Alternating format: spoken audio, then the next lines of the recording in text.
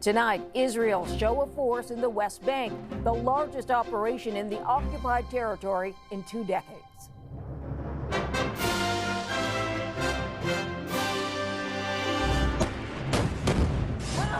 A late-night assault. What prompted an all-out offensive? We're focused on destabilizing and stopping the infrastructure of terrorism. Cash back to help ease the pain. It would be nice to have a bit of relief. Who gets the government grocery rebate? Plus, what it takes to win at Wimbledon. And I'm just hoping that I can be a small part of this history. The young Canadian prospects at the oldest tennis tournament in the world.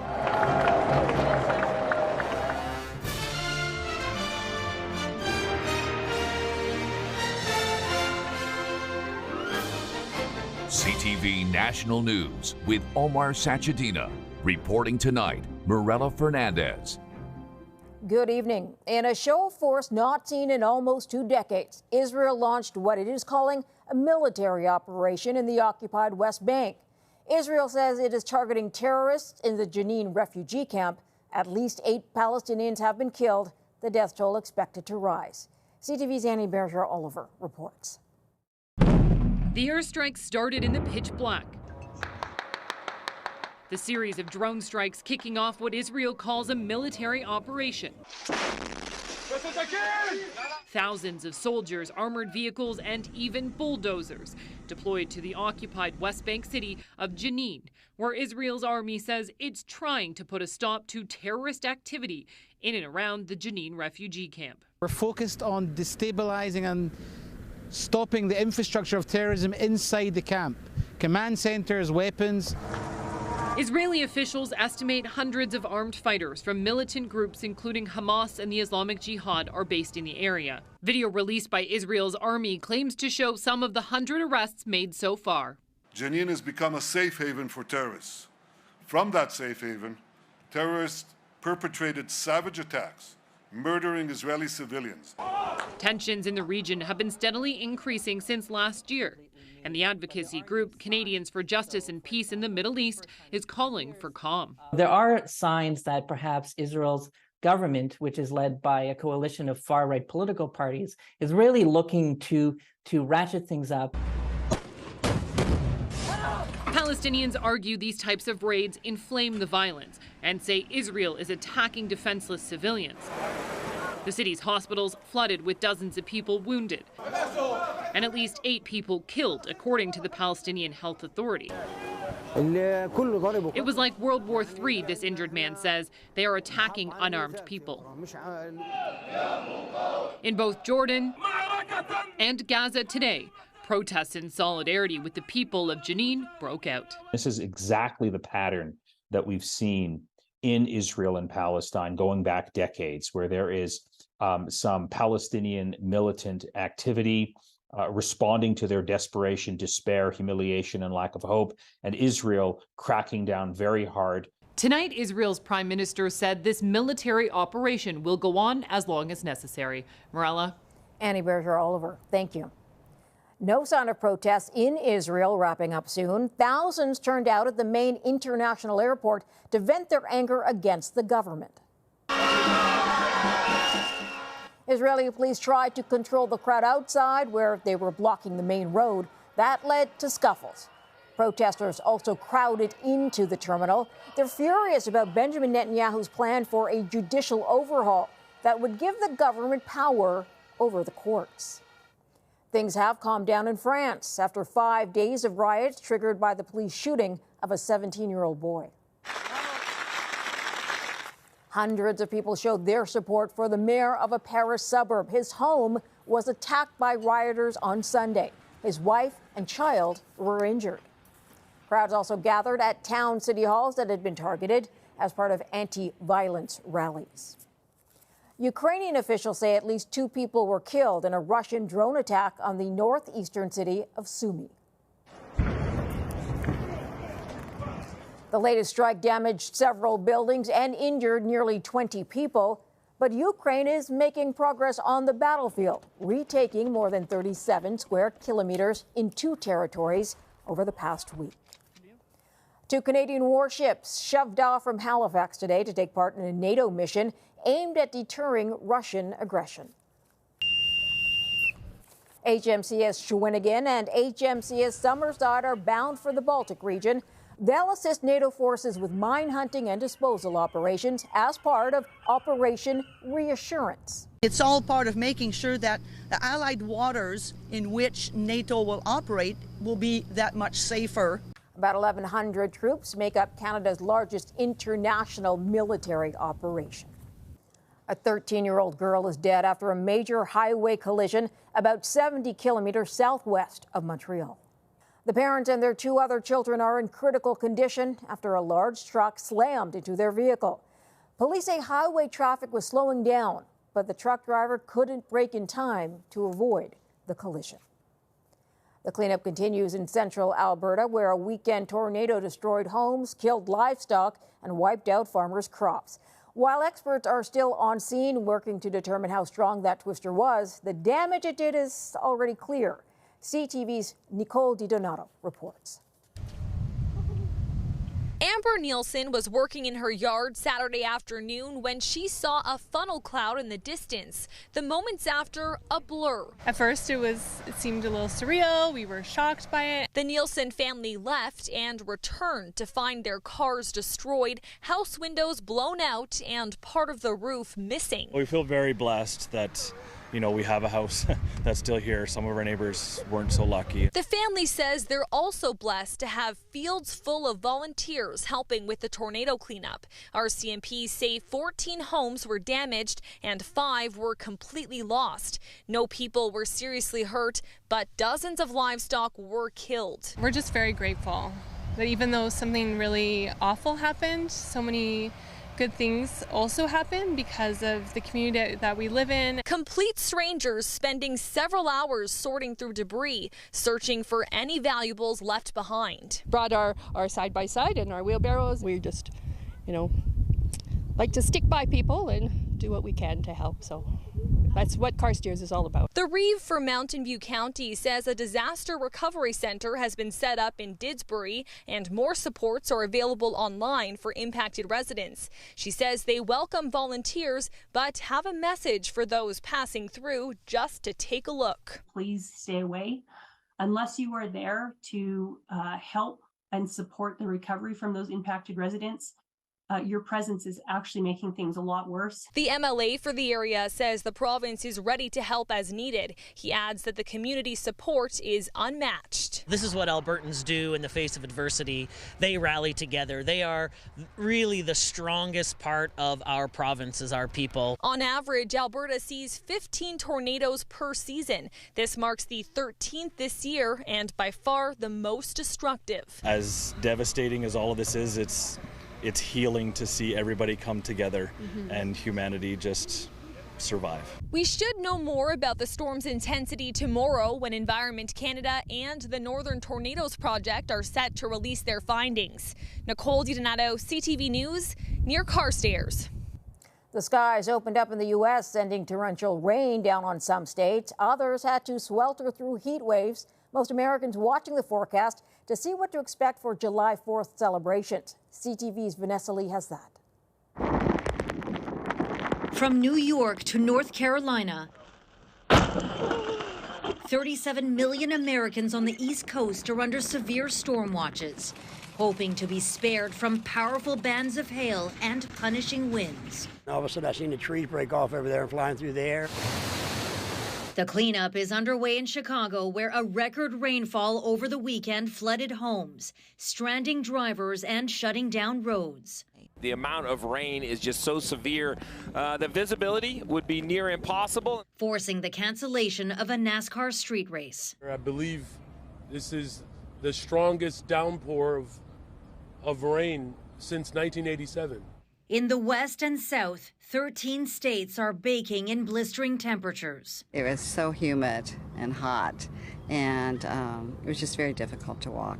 The extreme heat and dry conditions are prompting some cities to spark a new tradition, opting for a 4th of July without fireworks. Instead, drones will light up the sky. It's going to be put to patriotic music. Extreme weather is also hitting parts of Canada, with oppressive heat blanketing much of Ontario and Quebec, as western Newfoundland braces for as much as 100 millimeters of rain. Morella. Vanessa Lee, thank you. It wasn't fireworks but gunshots that brought some parties to an end in the U.S. Bullets have been flying in Chicago, Wichita, and Baltimore, where suspects opened fire at a block party. 2 people were killed, 24 others injured. Here's CTV's Joy Melvin on the surge and the struggle to control gun violence. Police are now on the hunt for at least 2 shooters suspected of opening fire at an annual holiday cookout in a Baltimore neighborhood. Brooklyn Day attracts hundreds of people. Man, they started banging out here, bro. Many ran for cover, terrified, when the shooting started early Sunday. This woman took 2 girls to hospital. And zoomed them to the hospital, and I kept telling the girl, just baby, just breathe in and out. 28 people, mostly teenagers, were injured, several still in critical condition. Police are offering a reward of $28,000, posting photos of the 2 victims killed, 18-year-old Aaliyah Gonzalez and 20-year-old Kylis Fagbemi. Authorities are keying in on videos posted on social media, but couldn't say if the shooting was targeted or random. Everyone had their cameras working, had their phones working, and there's much more video out there that we have to look at. At this point, we do know there were multiple weapons. It's no secret Baltimore has struggled with gun violence, but across America, it's been a deadly year, with 340 mass shootings so far, according to the Gun Violence Archive. This is not just a Baltimore thing. We have to be honest. This is the United States of America. This is our longest standing public health challenge, and we need to focus on gun violence, regardless of where it happens.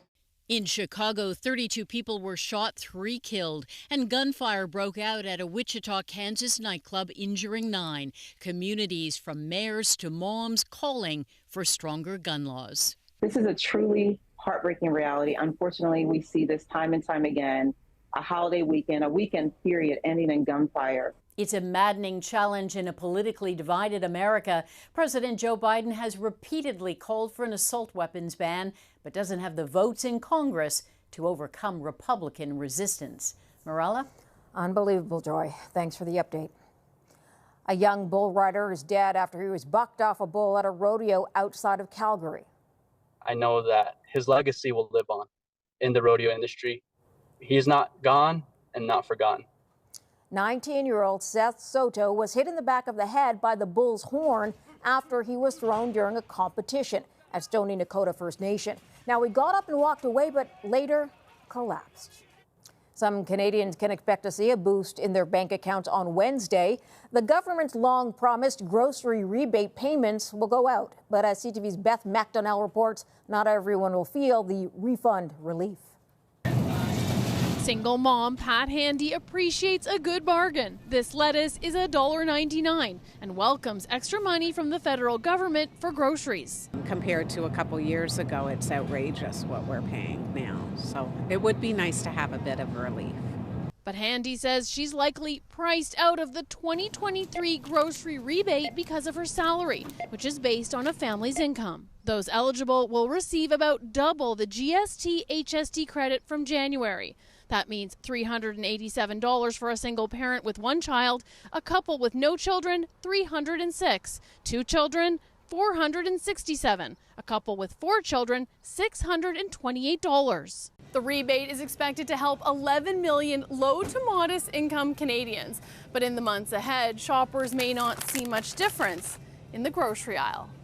If Canadians are going to be expecting a drop in food prices, I would not hold my breath. The Canadian Federation of Independent Grocers represents 6,900 stores. While it says the rate of inflation is more encouraging, many factors driving high food prices, the war in Ukraine, climate change, and fuel costs haven't resolved. Toronto's Sun Valley Market, family run for close to 40 years, is closing this month to make way for a large development. The store's end comes as the Competition Bureau recently urged governments to make it easier for new players to enter the market. We should be talking about what can we do to make more independence exist in other communities and add more choice, more competition, more availability of food. Handy knows what she would do with the rebate if she was eligible. Spend it to feed my son. He's 14 and growing every day. Money that would be well spent. Beth McDonnell, CTV News, Toronto. Coming up, a first win at Wimbledon. Serving up Canadian tennis talent. Plus the jump of a century.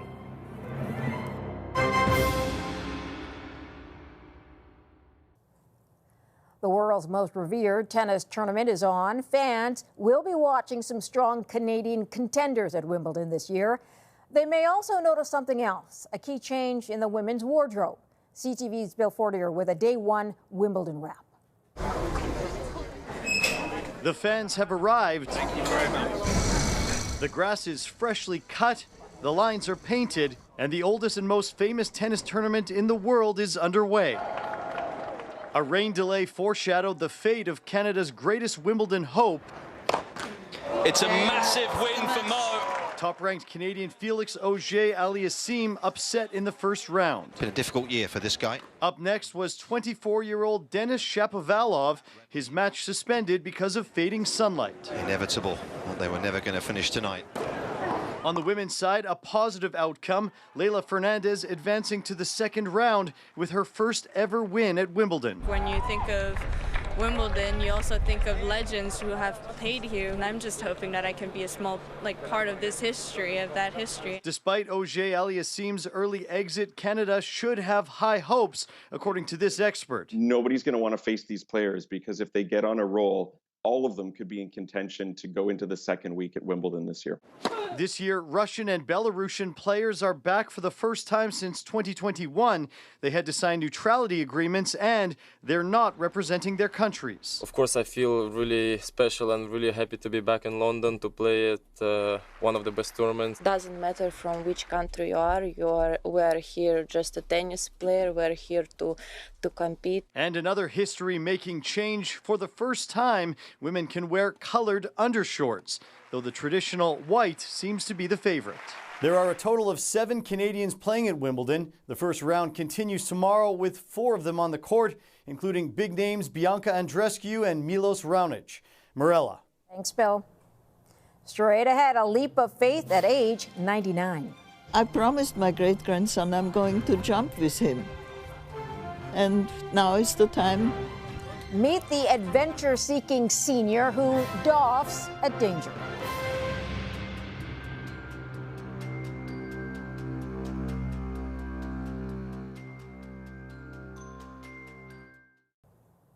A thrill-seeking great-grandmother in BC decided to ring in her upcoming 99th birthday with a grand adventure. It is her knack for living on the edge that gave her the courage to go all out. CTV's Michelle Brunoro has her story.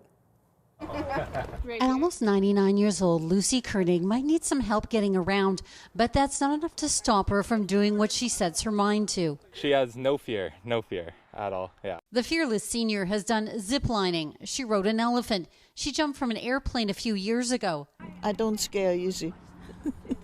And now she's back to tandem skydive again, but this time it's with her great-grandson. I'm feeling fine. I'm not nervous at all. I think I'm more nervous. Koenig has been around long enough to have lived through a war. My mother was Jewish, and my father wouldn't divorce her, so she was protected. But her part of the family went to concentration camp, 17 members, and never came back. What she saw there perhaps gave her the inner strength that propels her to do what others only dream of. I promised my great-grandson I'm going to jump with him. And now is the time. Inside the airplane, some last-minute checks. I think that thing has gotten a little loose. It's because you're sitting down. And if you tighten it up all the way right now, then you won't be able to stand back up. And it's time to go. Feeling ready? I'm ready. Thumbs up. All right, give us a big thumbs up. They climb to about 12,000 feet and jump, falling through the sky, taking in the moment, spinning around. Who does this at 99? Lucy Koenig does. And if you're wondering what risk-taking adventure she's got planned for her 100th birthday, well, she's still trying to figure that out. Yes! Welcome back, Lucy! Michelle Brunero, CTV News, Abbotsford. Incredible. Leon Gauthier made it to 100. He was the last surviving member of an elite French unit that waded ashore on D-Day. Gauthier was one of the 177 French Green Berets who joined Western Allied forces, including Canadians, to storm Normandy Beach in 1944. Only 24 escaped death or injury. After the war, Gauthier moved to England, where he devoted most of his life to sharing his experiences and lessons learned during the Second World War. After the break, a long life of service. People ask me when I'm going to retire, and I'd say, how soon do you want to come to my funeral? The community connection that keeps this 95-year-old on the go.